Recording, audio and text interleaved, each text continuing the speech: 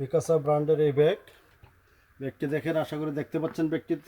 ব্যাগটিতে রয়েছে সামনে একটি পকেট, একটা জিপার পকেট, ভিতরে একটি চেম্বার, ভিতরে ওয়ান চেম্বার, একটা মেন চেম্বার, এই পাশে একটা পকেট, এই পাশে আরেকটা পকেট, দুইটা পকেট।